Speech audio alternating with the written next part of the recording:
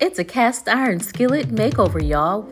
We're gonna change a rusty, dusty skillet into a beautiful heirloom that you can use to make your favorite foods in, as well as use as your favorite non-stick skillet. Welcome back to Adornment with Adrienne. So today I'm not only am I restoring the skillet, but I'm frying some chicken and I'm smothering some chicken too. So please be sure to stay tuned to the end. So excited to be offering a restoration for your cast iron skillet packet on my Etsy shop. Please check the link in the description. Hi Adorners, welcome back to Adornment with Adrienne. So today we're going to be working on a cast iron skillet, a before and after as you saw. So it's a cast iron skillet before and after. Welcome back to Adornment with Adrienne. All right Adorners, so where I am right now, the host her parents had a beautiful cast iron skillet. It needs to be restored and we're going to do that in the video today.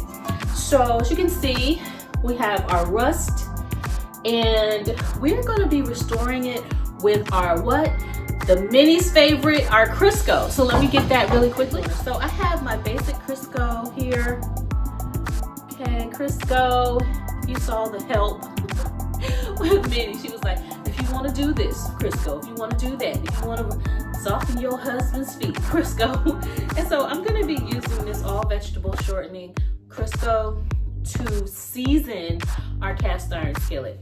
All right, so let me just say this really quick. One of the things that I used to love with my grandmother, Margaret, is that she used to cook so many wonderful things in the cast iron skillet. If I have the time this afternoon, I'm gonna try to cook up a few pieces of fried chicken in the skillet with some Crisco. But she used to use it to cook the most amazing things, okay? And so a lot of people have these. This can be generational, as I just said, or you can get them brand new. If you want to season them, you really need to oil it down. You're going to oil it, okay? And you're going to put it in the oven. This is what my grandmother used to do. If she had the green skillets and she needed to season them, that is what she used to do. She used to season them with her oil and put them on a cookie sheet and put them in the oven for hours to let them get seasoned. Like I said, so I'm going to be using some Crisco for this. But first, we're going to wash it up. So we're going to wash this pan up. I have some scalding hot water that I put in a thermos, and we're going to use that. So let me just say, Adorners, so if you're unclear of how to take care of your cast iron skillet, or you were gifted a skillet, maybe it was in the family and you want to be sure to take care of it, I do have a kit up on my Etsy shop on taking care of cast iron skillets, as well as it has a couple of great recipes for whether it's a Johnny cake, whether it's a Johnny cake, or maybe cornbread, or even a vanilla cake. My grandmother used to always cook. My grandmother used to always make just a basic vanilla cake. My pop-up used to love it. And actually she used to cook bread pudding in this as well.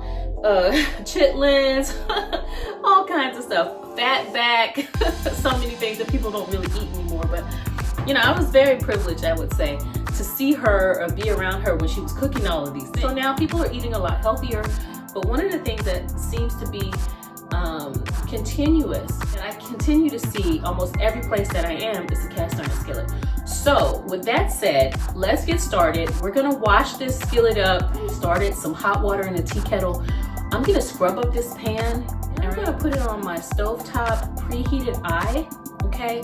And that's gonna dissolve our water, okay? And after that, I am going to rub it down with our Crisco.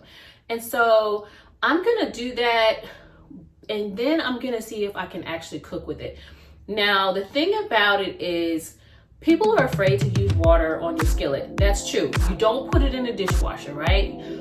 Definitely don't put it in a dishwasher. You have to take care of it before you put it away, which means you would use your vegetable oil, you know, and there are a lot of different things, salve, but as I said, today, this is vegetable, I'm using Crisco. All right, so I'm gonna wash this up.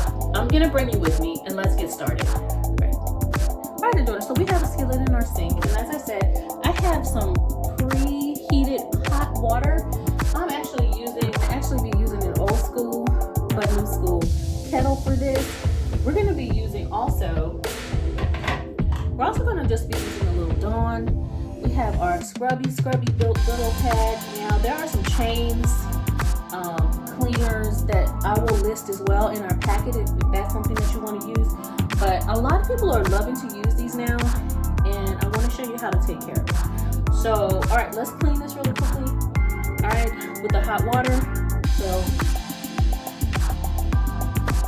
all right, I'm just adding. All right, so I'm adding, if you can see that, just a little tiny bit of Dawn.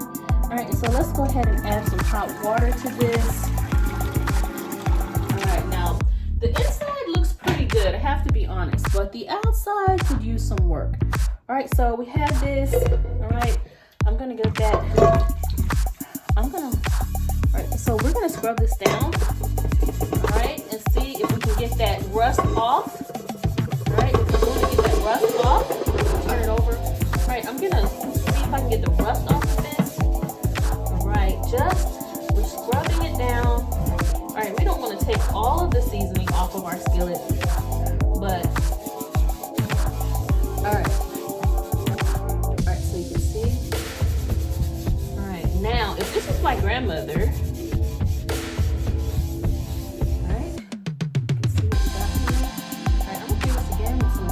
so I have my hot water again. You see that just coming off of there? Alright. And I'm going to scrub it again.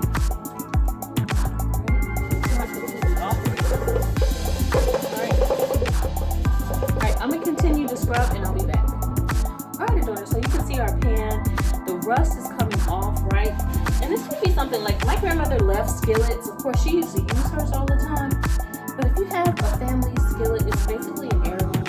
You want to figure out how to take care of it, okay? And so you really need really hot water for this, okay? And so, but be careful with the hot water. Let me be clear. You need to be very careful with hot water, all right, when you're cleaning this, all right?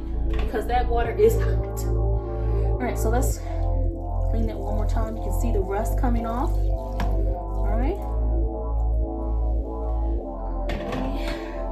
And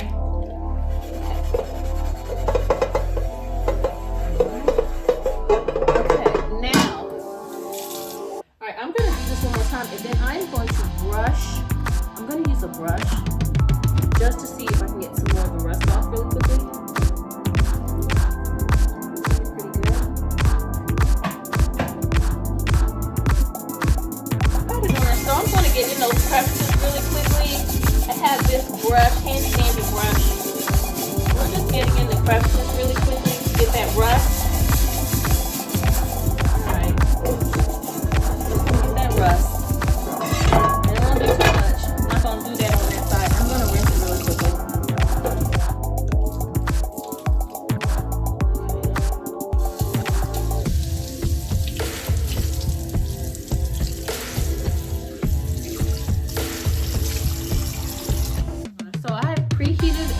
An eye on our stove, and I'm going to go ahead and add my skillet to that, and then we're going to go through a process of oiling our skillet down. Okay. On low, but we're going to just turn it off. What we want to do is let all the moisture come up off that skillet. Alright, let the moisture come off of it. And I'll be back.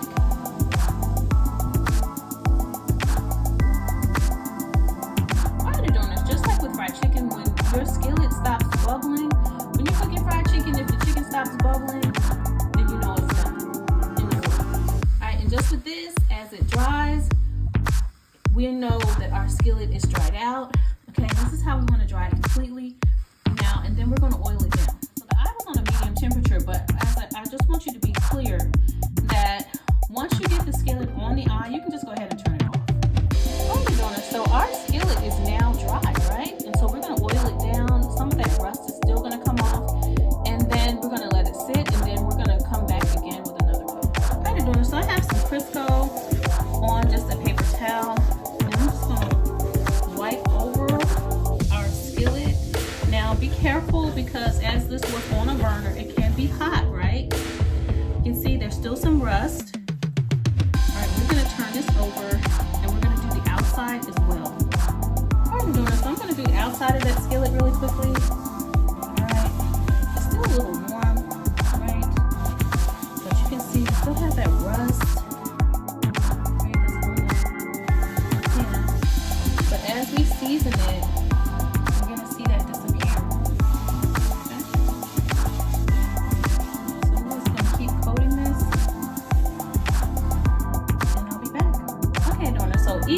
though we cleaned the skillet, you can still see the rust. This skillet has been sitting for a long time, but it's in really great shape. We're gonna let the Crisco or the oil sit on the skillet for a little while because it's still hot, baby. It's hot. Okay, and then we're gonna come back and wipe it over again. All right, Adorners, so our skillet is pretty much done. We're gonna cook up some chicken and I'll be back. I'm gonna scoop in some Crisco for our skillet and I'll be back. All right, Adorners, so I have some Crisco that I'm gonna heat in my skillet, and let's get our chicken in the bag and I'll be back. Just a note, Adorners, so with all the modern conventions and things like that, of course you could use grapeseed oil, a different vegetable oil, maybe even olive oil. Season your skillet. I just wanted to say that, but I'm just using Crisco because I just felt like doing it. All right, so anyway, so let's go ahead and get this chicken in the bag and I'll be back. Adorners, just a side note, so if you're in California, I'm in California right now, so if you're in California and you're like, I got these brown bags, what am I gonna do with them? I am gonna cook up my fried chicken. This is how we used to do it back in the day. I'm gonna add my flour, my seasonings, and I'm gonna shake, and coat my fried chicken. And that's what you can do with these bags. So let me show you. All right, Adorners, so if you're in California, like I said, and you have these brown bags and you're like, what am I gonna be doing with these brown bags? We're gonna fry some chicken. All right, so we have some flour. All right, I don't have a measurement, just enough to coat your chicken at the bottom of the bag. All right, in it goes.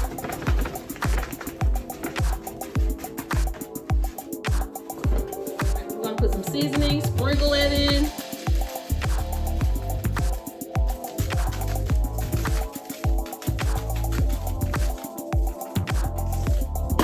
A little black pepper.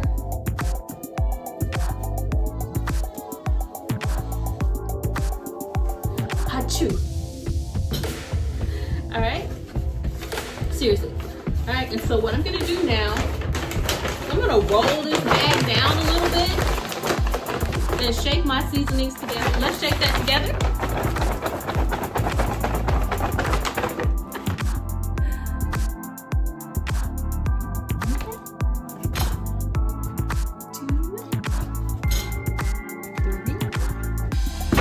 It's time to shake our chicken. Shake.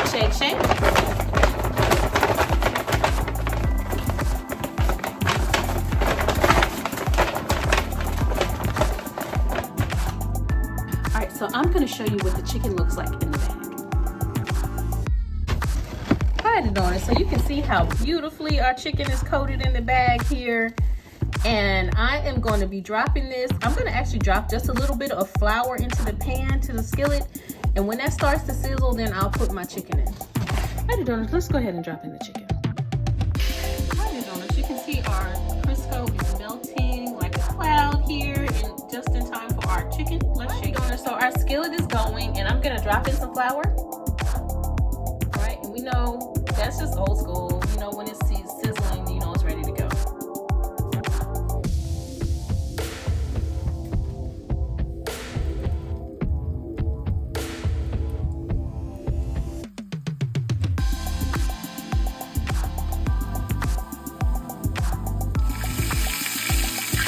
So our chicken is in, and we're gonna turn it over. So you want to make sure your pan is cooking evenly. All right. So you see, I used to turn my chicken over every 3 minutes or so, just so I can get the golden crisp on each side. Everyone's stove cooks differently, so judge accordingly.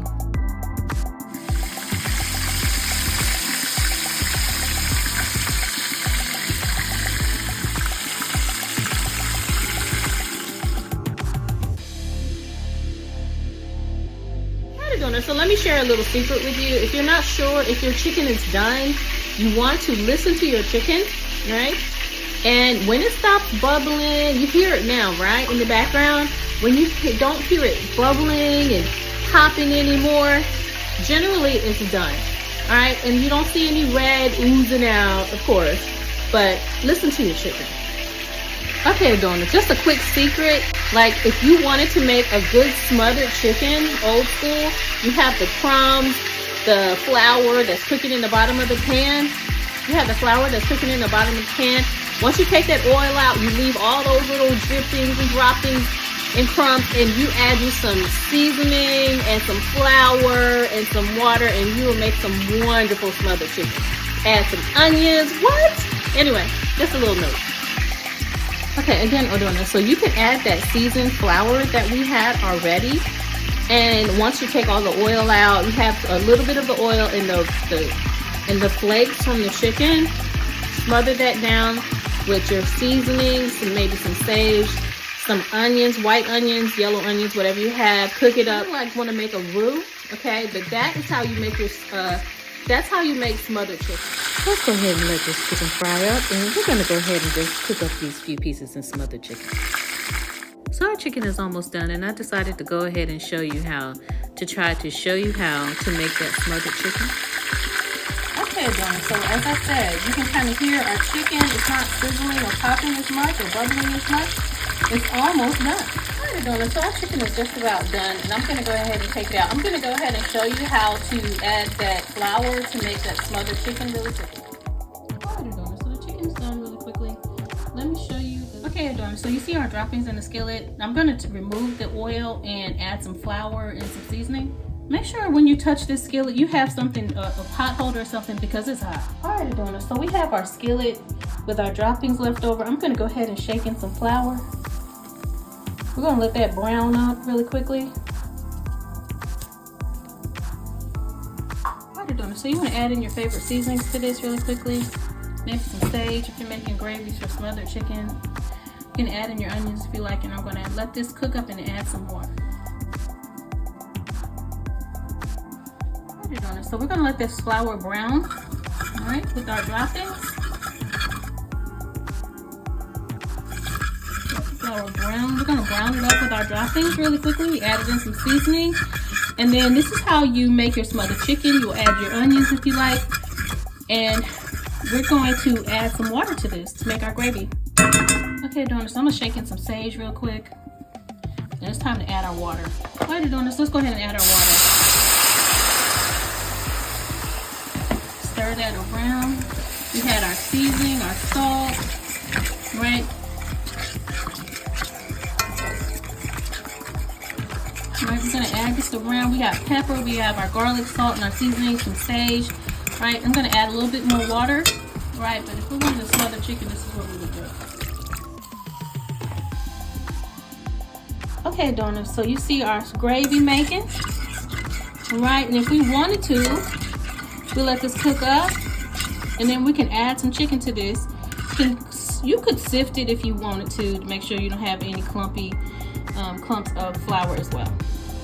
Okay, Adorners, so you can see our gravy cooking up. All right, this is where you would add your onions if you wanted to. You can add your chicken back in and let it cook down.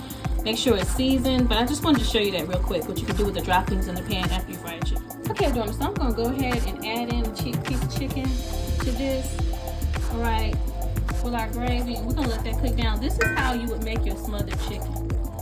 All right, if you have some rice, have some onions in this, it'll be absolutely good. It will be absolutely good. So you see our chicken is cooking. All right, let's flip it over. All right, you see that gravy, how thick it is already?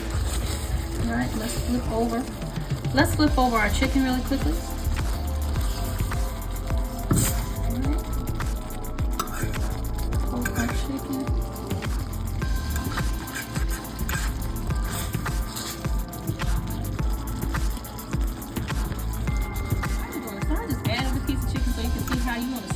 Chicken real quick.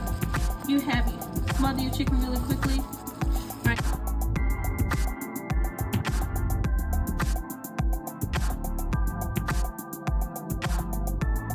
All right, as I said, Adorners, I just wanted you to see how you can make some smothered chicken really quickly. All right, you fried your chicken up. You got your gravy cooking. You see how beautiful the gravy is. All right. All right. Normally I would have drained this or something. You see you've got little clumps or whatever, but I just wanted to show you for the purpose of the video. Add you some white onions, yellow onions sliced down in this. Make you some rice, and boom, boom, boom. You make sure you season your gravy to taste.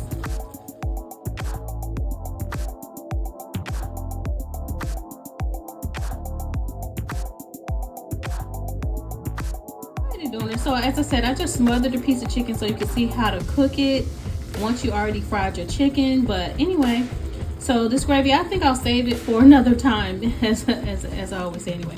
But I just wanted to show you really quickly how to make you some smothered chicken. You might want to turn this on low and let this cook for 20 minutes or so to get that chicken really infused with the gravy. So I was at an event the other day, and one of the young ladies that was at the table where we were eating was mentioning how her grandmother used to make smothered chicken, and when working with the skillet, it just seemed natural to go ahead and try to make some just really quickly. Now, if I was cooking this for guests or something like that, of course I would take my time and make sure I didn't have any clumps. But anyway, so this is just a note, and this is me just eating a piece of the chicken, just trying it out for seasoning and things like that. Anyway, so we have restored our skillet. We made some fried chicken and some smothered chicken with some gravy. Anyway, as always, thank you for joining me with Adornment with Adrienne. I am your girlfriend, your auntie of lifestyle and decor, and as always, instead of saying goodbye, say hello for another time. Please be sure to click like and subscribe, and I'll see you in the next video. See you in the next video. Just a note, if you do use Crisco to cook your fried chicken or different things, be sure, please don't put it in the sink, okay? It does kind of get thick, okay? You don't want to put it in the sink. Just a quick note, enjoy your chicken. Again, thank you so much for joining me. Thank you for watching the video until the end. And of course, as I said, if you want to just have some of a cheat sheet, if you will, for your cast iron skillet, that's available on my Etsy. Please be sure to check the link in the description for my Etsy shop, as well as please check out my blog posts as well for Adornment with Adrienne. And thank you so much. You know, it is such a joy to take something that is a part of a family and bring it back to life. See you in the next video. Saving hello.